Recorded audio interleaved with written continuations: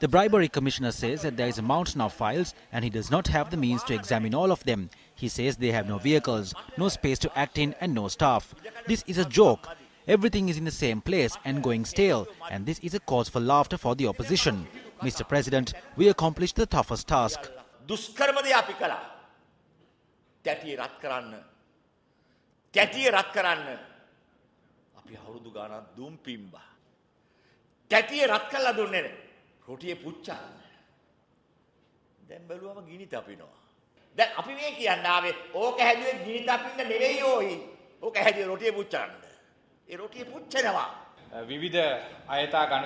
When looking at the speed of investigations into persons who were involved in corrupt practices and misused public funds for various arbitrary transactions, the scale of the challenge before us is evident. I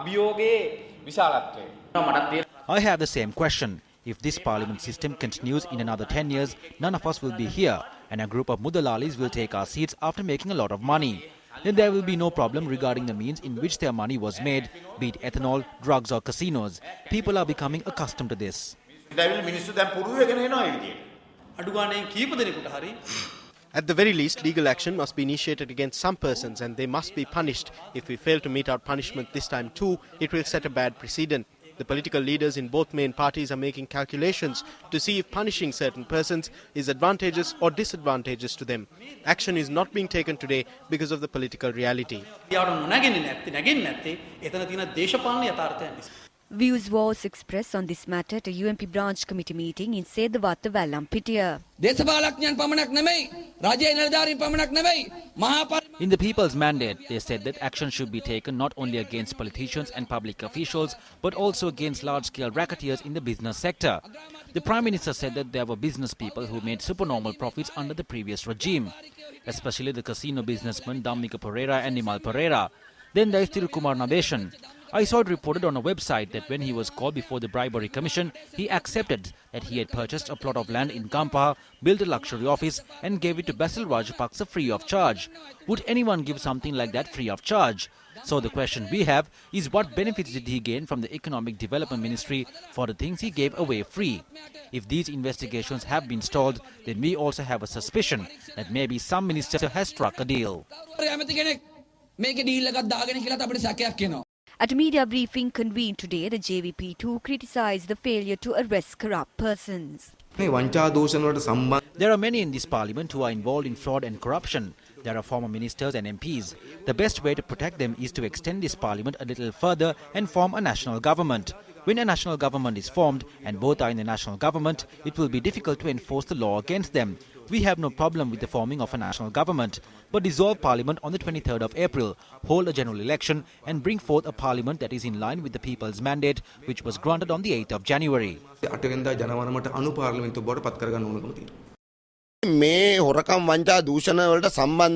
Various persons, including political leaders, the Prime Minister and other leaders, say that in addition to the major rogues, those who are on the second tier have struck deals of some sort. A new situation has arisen with regard to the avant-garde problem, where they are trying to strike deals and evade this. Those involved in fraud, corruption and thievery are trying to get a hold of these second-tier persons and strike deals so they can escape. The main persons involved in corruption and theft are blatantly calling for themselves to be arrested. There is no problem. We see some reconciliation here. We wonder about the connection. They say arrest us because they know they can be arrested, but that it will not be done. So what we can do now is take to the streets with the people and exert pressure so that those who are demanding that they be arrested will in fact be arrested. We call on the people too to take to the streets now.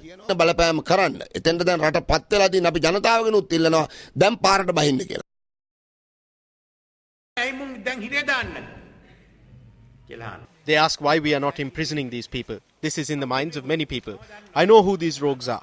They ask me and scold me sometimes, asking whether I have struck any deals. It is true that we levelled allegations, but if we are going to catch these people and throw them in prison based only on allegations, we will be taking the path of the Rajapaksa regime. Until the end of January, our focus was not any of this. It was on granting concessions. First, we implemented that mechanism. We appointed a new Director General for the Bribery Commission. Now the CID2 is functioning. This is not like investigating a murder. This takes some time. It takes several weeks. But I wish to note that this will be accomplished before the 100 days are up. Hearings have commenced into some of this. Investigations are underway in other cases. I understand the ache that the people have. These are rogues we are talking about, and something must be done about them. How do they sell drugs? How do they sell ethanol? All of this will come to light. On one hand, officials did not bring forward files. They tried to hide it. They are not working properly. They are spying for those on the outside. But it is all right. We will fix these problems and move forward. Do not protect the corrupt.